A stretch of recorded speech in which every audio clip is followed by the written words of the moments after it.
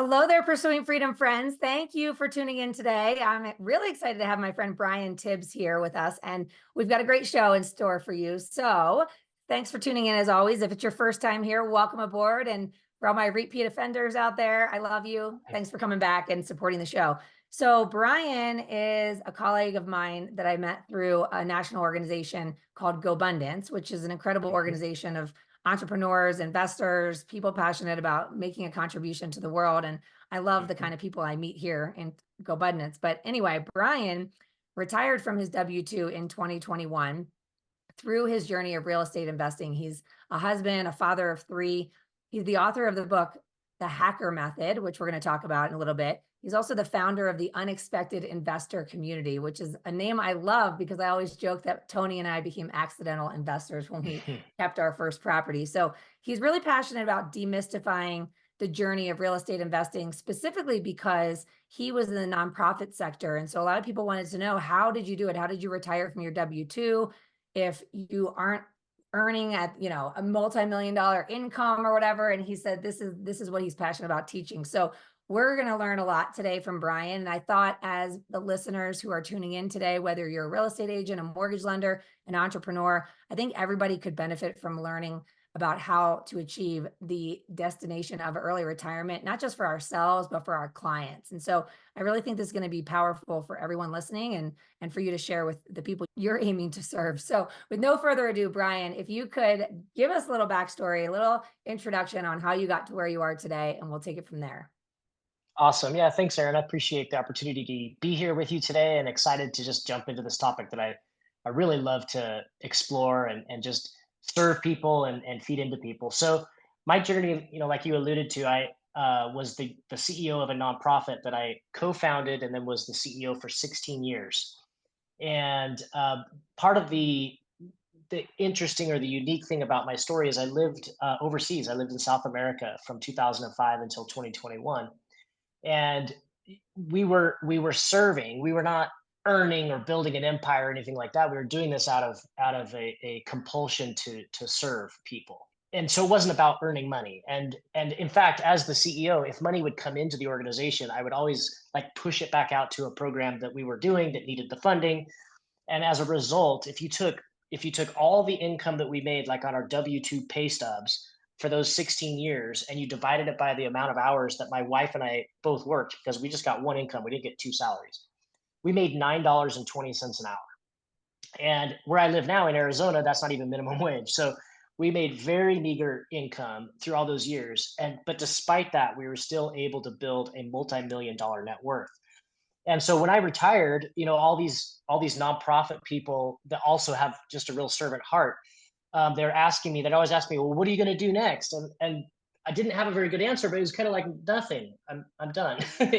um, and that was kind of like a punchline, but they would look at me confused, like, "Well, how are you going to pay the bills?" And in the nonprofit, I would never talk about money or politics or any of those kinds of things. We were really focused on serving people, and so that felt uncomfortable to discuss that. But a few people got it out of me. They're like, well, we've built a real estate portfolio that is going to pay the bills and we can continue to expand, so I'm just going to focus on kind of being a good steward of all those resources, and find something else to do, which ultimately led to the book. And then the Unexpected Investor Community is what kind of came out of that. But at the time, none of that was planned. And I remember one particular conversation with one guy. I mean, several people had said, well, that's amazing. I mean, I wish I knew how to do that, that kind of stuff. But then one guy was like very serious and he said, do you think I could do what you did? Because he also made very minimum income as a nonprofit worker. And I said, absolutely, you can. There's nothing special or unique about me.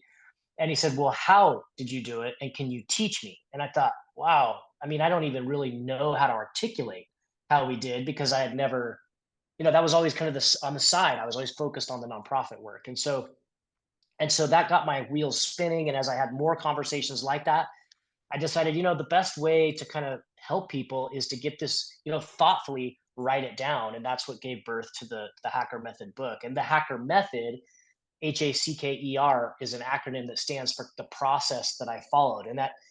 It's called Hacker because on such a meager income, I had to hack every element of my life in order for me to be able to separate enough money out of my meager income to start to invest and build wealth. So that was a quick synopsis of where we started and where we're at today. Okay, so that's interesting because when I first heard you talk about the hacker method, my brain went to house hacking, but you're saying it's hack every element of your life. So I guess two questions. Number one, let's talk through what does the acronym hacker stand for? And then second, what does it mean to hack every element of your life and on $9.20 an hour? As I was discovering how to explain how we did what we did, I discovered that there were several steps, and that is what became hacker. So H stands for hack your lifestyle, not just house hacking, although house hacking is one of the most important elements of hacking your lifestyle because it's the biggest expense category for almost everybody. And even my very first property, I bought a duplex and I lived in one side and I rented out the other. And we didn't have the term house hacking at the time, but my mentality was I can't afford a mortgage for a house myself. And I don't want to pay rent, which pays off somebody else's mortgage. So I had to figure out a way to do that. And buying a duplex was the best way to do that.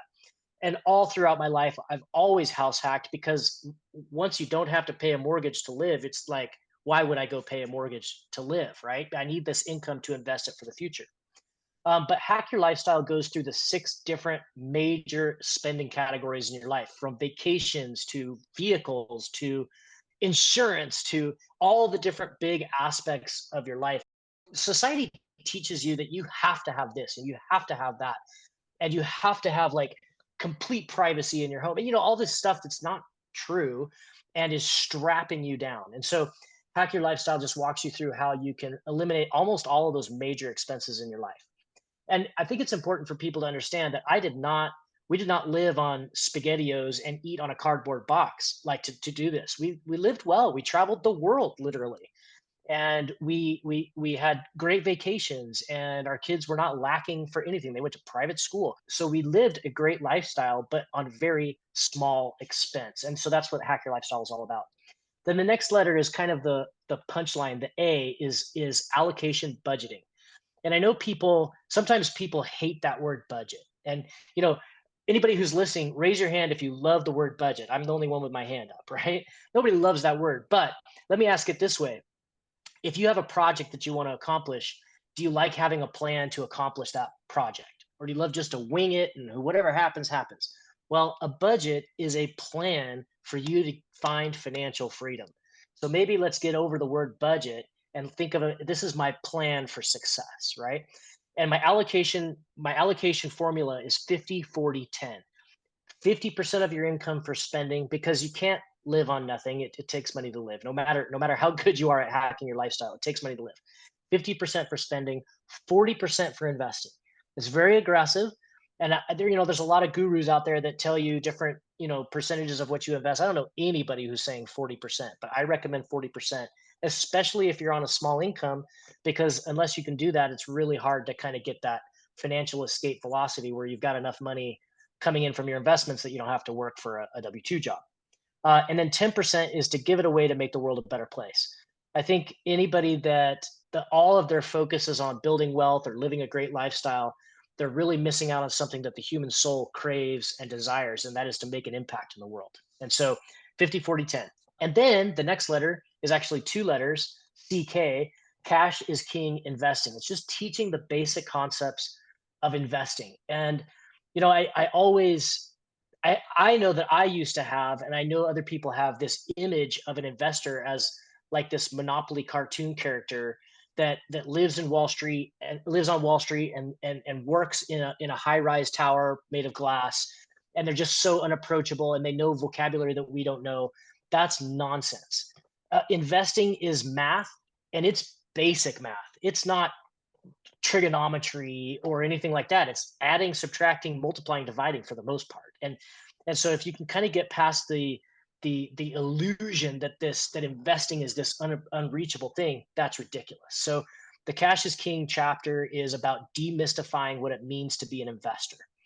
Then the next letter is kind of like the graduate level of investing. That's exponentiality, which isn't a real word as far as I know, but it kind of conveys the concept of it's super important, especially if you're starting with a minimal income, is you've got to figure out the trick of rolling one investment into the next, maybe pulling your original investment money out and just investing your profit to create what's called infinite returns, to where the profits from one investment are now being reinvested and that's multiplying and compounding without you having to feed it with more cash. So the kind of the art and discipline of exponential investing.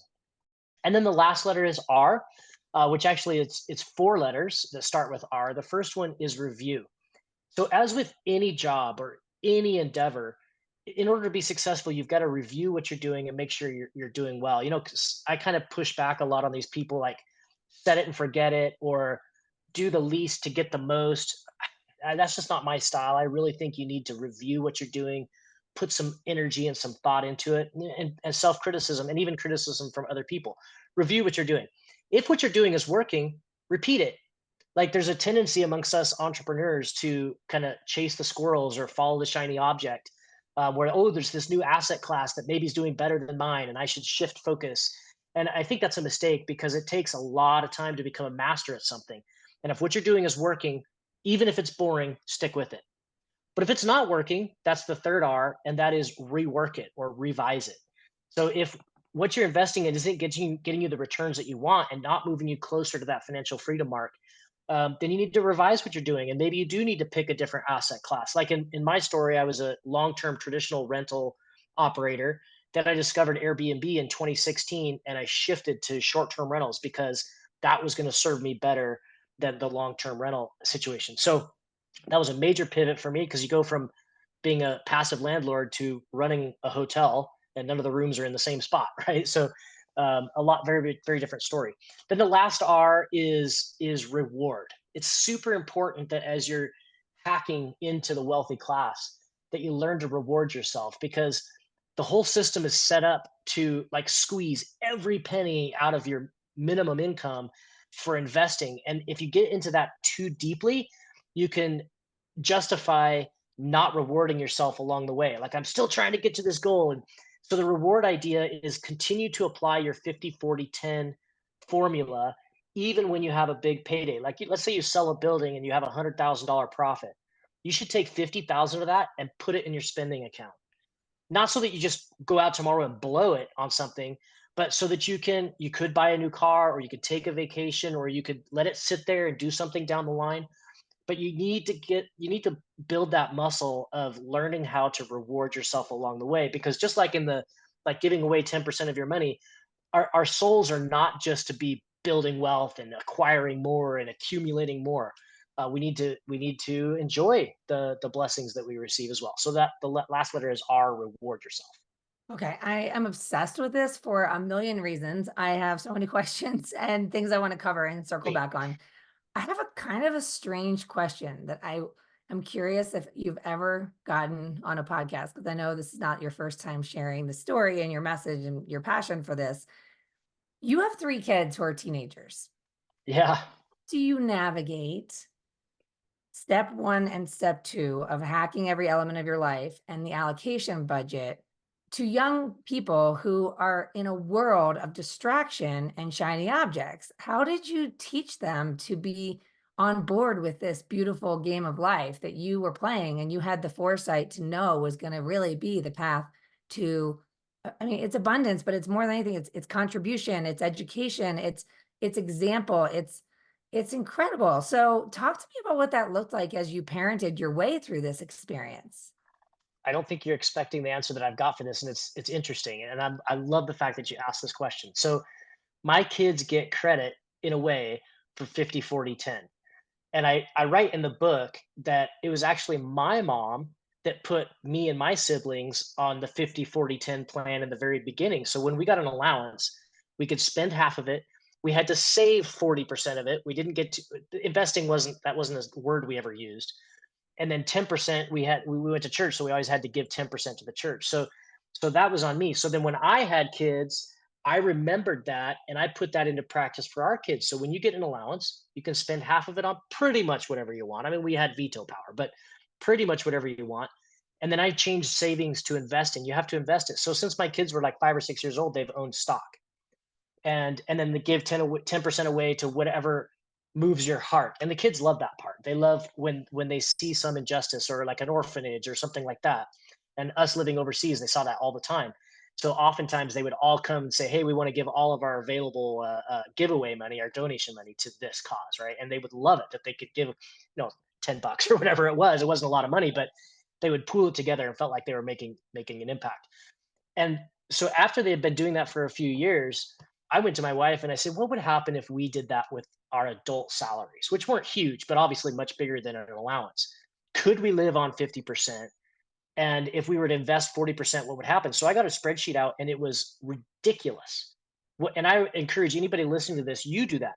Calculate a 40% investment. Take 40% of your salary, invest it every year. And even if you just do something without a lot of work, put it into the stock market at a 10% annual return average, which is what it's been for the last 90 years, and do that math out and see what happens. You will be a multimillionaire in a not very long period of time, especially if you make a bigger income than I did. So we got really excited about that. But then we looked at the 50%. We're like, oh man, I'm not really excited about living on 50%. And that's where the lifestyle hacks kicked in. We figured it out. We figured out how to not do what the culture made us do. So our kids really were the ones that, in a way, inspired us to take on that kind of an investing mentality, right? I mean, even though we did give them that structure, it was because they were doing it and I was watching their little stock portfolios grow and I thought, what would happen to us? So now in terms of lifestyle, you'd have to kind of read through the different things that we had. But in 2020 during COVID, we actually came back from South America. And when we came back, we didn't have really any place that we could go. So we bought a house.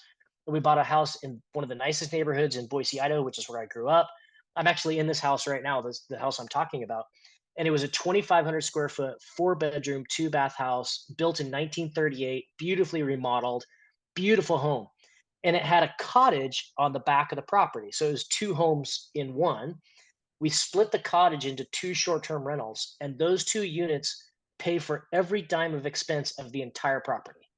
So we live in a very nice neighborhood in a very nice house for free. And if you can do that, that could be 40% of your income right there. So you can take your house hack money and instead of spending it on a boat or whatever, invest it, you're done. Right now, if your living expenses are 25% of your income, well, then you need to do the vehicle hack and you need to do the school hack and all these different things that we have in the thing to get to 40%, but it's absolutely possible. So our kids, to answer your question, they always lived in a great place. They went to private school. They got a great education. They've traveled the world. We are kind of foodies, so we love to experiment new cultures' food. And you know what? Food in other cultures is almost always like a fraction of the price of American food. So yeah, so I mean that's how we did it. Brian, this is one of the coolest interviews I've probably ever had on the show. So I Oh could go man, down a real rabbit hole with this whole parenting aspect, but I'm gonna keep us on track. So one of the other questions I have here is you guys are living in South America. You start this process. And for those listening, not everybody maybe knows what house hacking even is. So can you tell us a little bit about the geographic region of the process of evolution? You talked about long-term rentals first, then hmm short-term rentals. So talk to us about geographically, where did you start? What did house hacking look like? And kind of give us the rundown of the asset class evolution. I was born and raised in the Boise, Idaho area, and so that's where my original portfolio was.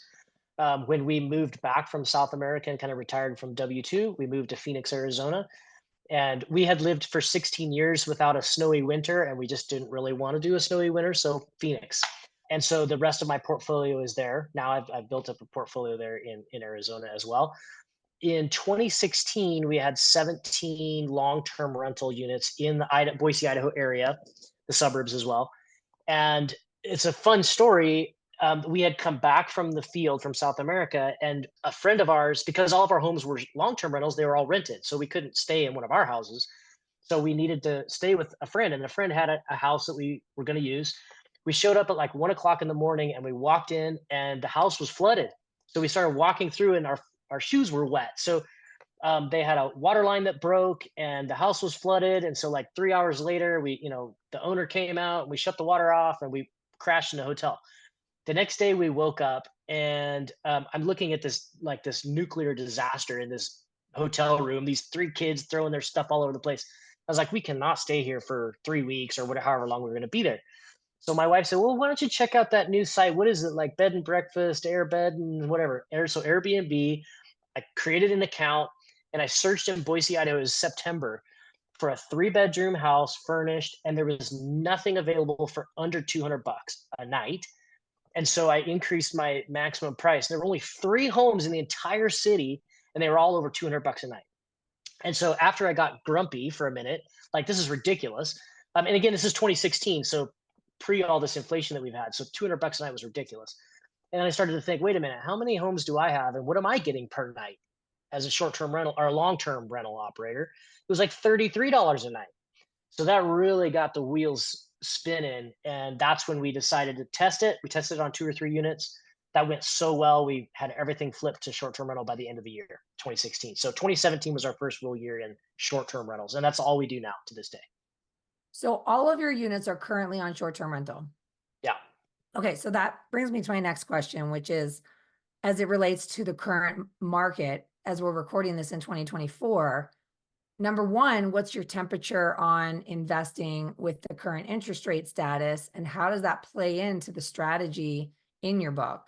And then are you seeing any shift in how those short-term rentals are performing in this current state of the market? And is that leading you to ponder any future shift as into a different asset class, for example? So yes, I am. I'm constantly pondering that. So I really do follow the R in Hacker. I review it constantly. And why I'm still doing short-term rentals is because it has been working. And even though I have shiny object syndrome, probably worse than most, I stick to what I know. My team knows this. We have 10 people on staff now. And so to shift to a new asset class, they all have to be retrained. And there's kind of ingrained reasons to stick with what we know. But I'm constantly like yesterday, I had dinner with some guys from GoBundance, and one of them is doing co-living. And I was like, wow, sounds like he's doing really good. So I'm pondering, should we consider doing one of those? And we might do that, but I'm going to be very careful about that. If you'd have asked me a year ago, I would have been a little bit less secure in the short-term rental market, but I've seen some significant improvement. So 2021, 2022 was not normal. We were fortunate to have our portfolio up and running, and we reaped the benefit from that. But then 2023 was not normal on the down cycle. And so I was really closely watching, is this even going to be worth it? Should we pivot? And then this year we've seen a recovery to where, when people who got started in 2020 in short-term rentals, which a lot of people did, they don't even know what it was like in 2019. Well, right now it's like what it was in 2019. It's just right back to where our normal business was. But our nightly rate is up by about the rate of inflation, 20-25%. So it's still a good business for us, and we're going to continue to operate in this, but I'm going to continue to revise. And if there's something that's better, we will strongly consider shifting. I would say the biggest headwind right now is regulation. That has been something that has made things a little bit more challenging. But at the same time, it's causing some of the smaller players to just like give up and say, yeah, this isn't worth it anymore. And so they're leaving the market, which is leaving us with more of the supply, like more of the demand from a customer standpoint. We're able to capture those. And I think we've seen that in 2024 as our numbers have kind of basically bounced back to normal. Okay, awesome. So when you wrote the book and you talk about all these different strategies, one of the things I wanted to bring this full circle to is that a lot of the listeners for this show are those serving the consumer, right? So whether the Mhm. listener here is thinking about this for themselves, and I already have 2 pages of notes that I can't wait to go and have a conversation with my husband about, to say, oh my God, I got so many good ideas from this guy, Brian Tibbs. One of the best interviews ever. For those listening, of course, there's stuff we can take away for ourselves, but I remember having a guy named Scott Trench on my podcast Yeah. years ago. I'm sure you know him, and he wrote Set for Life. And it was Hmm. a similar story of, how do I achieve the path to financial freedom? In his case, he was single. It was before he even turned 30. He was able to quit his W-2. I think by 29 years old, he was financially Oh. independent. And he shared his story in that book. And I remember thinking, man, if you're listening and you're a real estate agent or you're a mortgage lender, the first thing I would do is buy a bunch of these books, Hacker Method, and I would give Mhm. it as a gift to not only those who have yet to buy a home, to start Yeah. to get the wheels turning on what's possible for them, because so many people that have yet to buy a home don't know or don't believe that they can in this market because of interest rates and the cost of living. And so house hacking is one of the I wouldn't say it's not a new strategy. House hacking No. meaning buying a property and having a roommate or buying a duplex or a fourplex, which by the way, you can do with an FHA or a conventional loan. You can find something that is 2, 3, 4 units and have renters in the other units, live in the one and still finance it as a primary residence and have the rental income cover your mortgage payment or at least cover most of it. Obviously, you have to qualify, but that's where co-signers come in. That's where gift funds come in. All you have to get creative in this market, but you still, the old adage of don't wait to buy real estate and wait is still in effect today. What I would encourage the listeners to do is number one, read the book, Hacker Method. Number two, think about giving it as a gift to those people that are on the fence, that are feeling uncertain about what they're capable of. Yeah. Number three, give it as a gift to every first-time homebuyer you serve. If I could impart one thing on the listeners, it's that when we became accidental real estate investors because we found the second house before the first house was even listed, and we were able to pull the money from the equity of our first home, a small amount for a small down payment to do Hmm. a 5% down on house number two. We did FHA on house number one. And all of a sudden, we saw the benefits of rental income.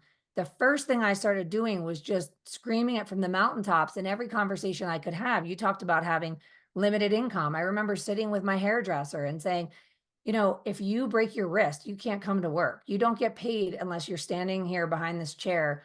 And there's a limit to how many hours there are in a day for you to actually be doing this service that you provide. And there's a limit to how much you can raise your prices before it's unreasonable. So, in Right. essence, many industries that people are doing what they're passionate about. You were running a nonprofit that you founded that you were passionate about. This means that you're doing what you love. And in return, there might be a limitation on the financial ROI that's possible for the craft you've decided to turn into a career, right? And so I remember talking to my hairdresser and telling her what happened with us. And she started doing the same thing. So she bought a new Sweet. primary residence. She rented out her old one. Her boyfriend at the time, then husband, rented out his, and they moved in together. They got married. They went on to have 4 kids. They continued to buy new primary residences over years and converting. And by the time the kids came along, he was able to retire from his W-2, be a stay-at-home dad to their 4 children, and manage their rental properties, which turned into a multi-million-dollar net worth and multi-million-dollar annual income that neither one of their career choices could have brought them that kind of income. So the Right. point is here, it's about contribution. You said that you have a compulsion to serve. And the thing I am passionate about with the people that I coach or the people listening to this podcast is that if we can make our goal to be of value above and beyond what we get paid to Yeah. do, find a reason Yep. to serve and to think beyond, then we become unleashed and we become unstoppable. And we no longer have to Yep. show up as this awkward salesperson trying to get a deal. Hmm. It's more than the transaction and it's more than the deal and it's more than the paycheck. And I believe that we can attract far more abundance than we could ever dream possible if we come with that compulsion to serve and you chase the contribution, you find a way to serve above and beyond the paycheck and the deal, and you will be unstoppable. It's so much more interesting too. Yeah, absolutely. And coming back to one of your comments about interest rates. So the house hack concept, let's say you can't eliminate all of your living expenses through a house hack. Even if you did what we did, you get a bigger house and it has like a guest house. ADUs are getting very popular now. Cities are encouraging ADUs. Even if you covered half of your living expenses, most Americans don't even think about that kind of a thing, and that's going to set you on a great path. And interest rates, I mean, nobody knows what's going to happen with interest rates, and I'm done predicting what's going to happen with interest rates. But the chances are they are going to drop at some point. And right now, my thesis is there's downward pressure on pricing, or at least pricing is flat. Buy now, because when interest rates go back down, I believe there's going to be more people entering the market that right now are sitting on the sidelines, and that's going to push values up. As long as we have inflation in this country, which we have a 248-year history of having inflation, which is all of the years of our existence, values of homes are going to increase, rents are going to increase. And in America, we have something unique in the fixed rate mortgage, a 30-year fixed rate mortgage, where you lock it in today. And even if you don't refinance, rates come down, you don't refinance or whatever, rents are going to go up from here and your payment is going to stay the same.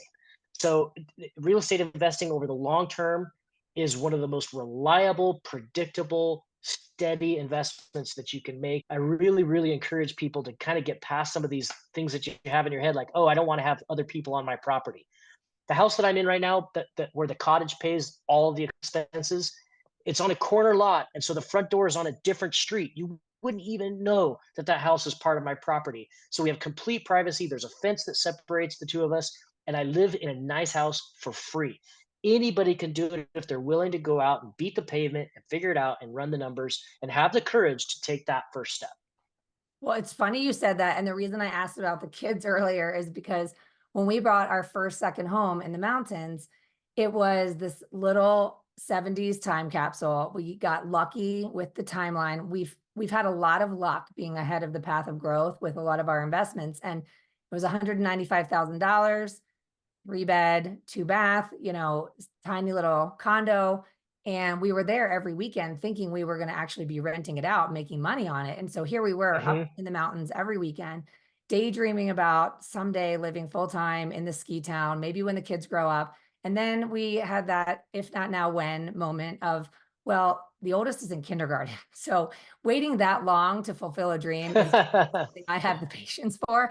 So we were like, let's just go for the summer of 2016 and we'll feel it out and we'll see if we like being up there full time. And so we turned our primary residence into a short-term rental while we were in the Mm, mountains. And I think that a lot of people don't understand or maybe are not willing to do the unconventional to achieve that path to freedom. And it was funny because that property started bringing in $7,000, $8,000 a month, which was more than my husband was making in property management. He was working for a property management company so in that's Denver. paying your mortgage plus thousands, right? Yes. And so Yeah. I looked at him and I said, well, this is ridiculous. Quit your job, early retirement. Who cares? And he retired then, 2016. And when we went on our road trip for 6 months and homeschooled our kids, it was during COVID and everybody wanted to be in the mountains. So we put our primary residence again on short-term rental while we were on the road. And people are like, well, I don't want strangers sleeping in my bed. Yep. And I'm thinking to Right. myself, haven't you ever stayed in a short-term rental? You stayed in someone's bed, the hotel.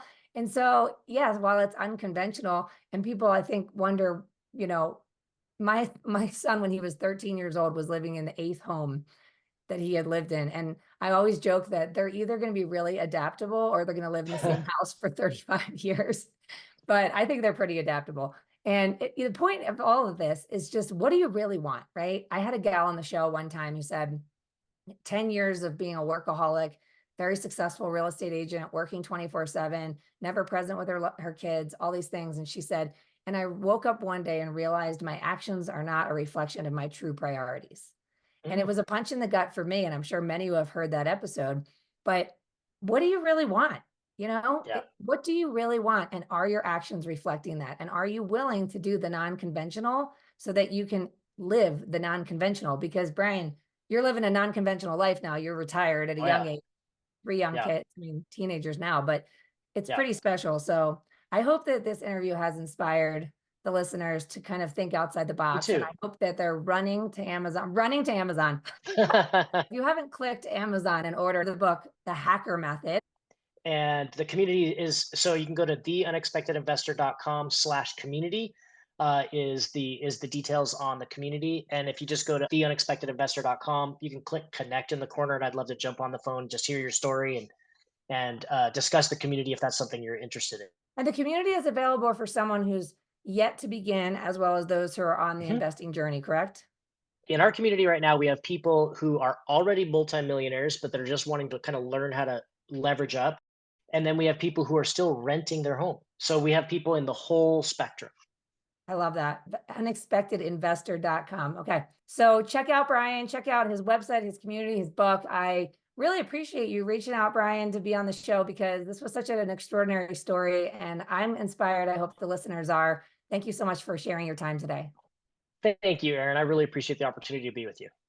All right. All my friends out there pursuing freedom, I love you. Make sure you leave that 5-star review if you haven't done it yet, because it helps us continue to attract these amazing guests like Brian and help this content get found so that more people can build a life you don't need a vacation from. I appreciate you. See you next time.